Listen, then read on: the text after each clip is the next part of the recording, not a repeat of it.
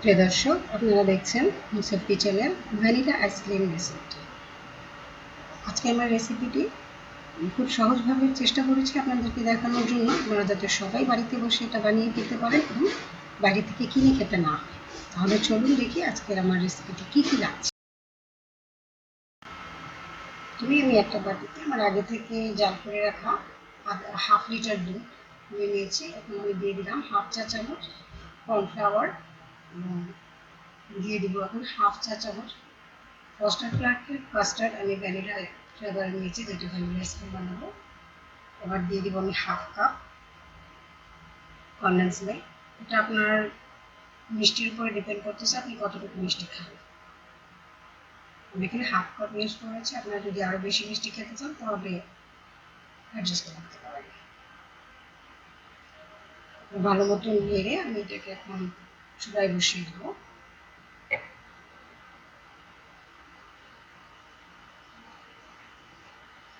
বলক চলে আসছে এবং এটাকে এই অবস্থায় কোনোভাবেই নাড়া থামানো যাবে না, তাহলে কিন্তু নিচে লেগে যাবে এবং নার্স হয়ে যাবে। আর এটা যদি একবার উড়ে যায়, তলার নিচে যদি লেগে যায়, তাহলে কিন্তু আর খাওয়া যাবে না, আইসক্রিমটাই বন্ধ হয়ে যাবে। সো এটা খেয়াল রাখতে হবে যাতে পুড়ে না যায়। এটা হয়ে গেছে, আর ওইটাকে ঠান্ডা করতে দিয়ে এবার আমি ক্রিমটা বানাবো। আর আমি হুইপ ক্রিম নিয়েছি, আপনারা যে কোনো ব্র্যান্ডের ক্রিম নিতে পারেন। আমার কাছে হুইপ ক্রিম এটাই ছিল, টপিকা। এটা আমাদের বাংলাদেশের ব্র্যান্ড।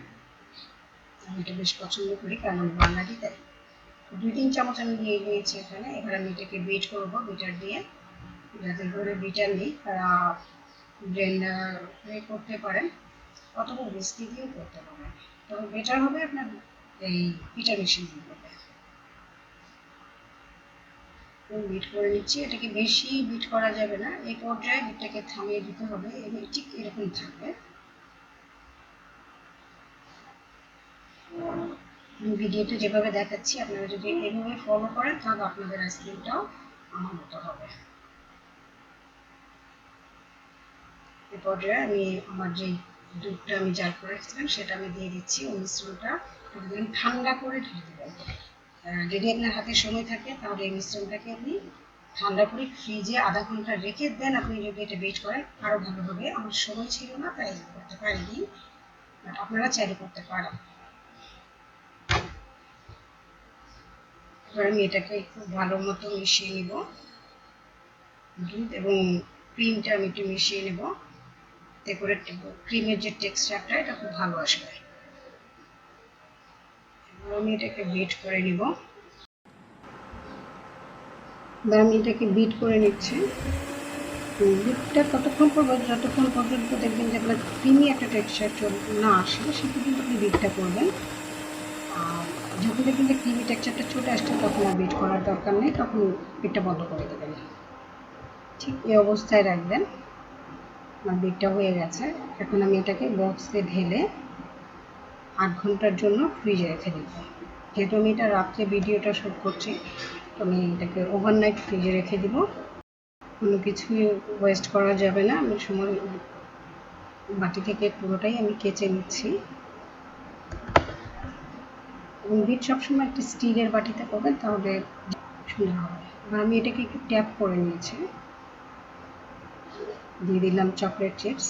এটা বাচ্চারাও অনেক পছন্দ করে এবং এটা ভ্যানিলা আইসক্রিমের সাথে খুব ভালো লাগে, এই জন্য আমি দিয়েছি। আপনার ঘরে যদি চিপস না থাকে তাহলে আপনি না দিতে পারেন, তাতেও ভালো লাগবে।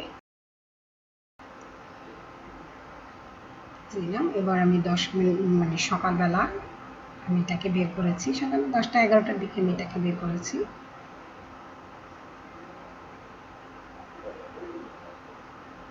আজকে প্রচণ্ড গরম, আমার আইসক্রিমটাও গরমের জন্যই বানিয়েছি। আমি খাবো কেন, সবাই শেয়ার করি, সবার সাথেই শেয়ার করি। তাই পাচ্ছেন কতটা সুন্দর এবং কতটা ক্রিমি হয়েছে চকলেট, এবং খুবই সফট হয়েছে। আমার এই আইসক্রিমটা এতটাই মজার হয়েছে যেটা আমি আপনাদেরকে এখন বলে বোঝাতে পারবো না, আপনারা বানিয়ে না খেলে বুঝতে পারবেন না।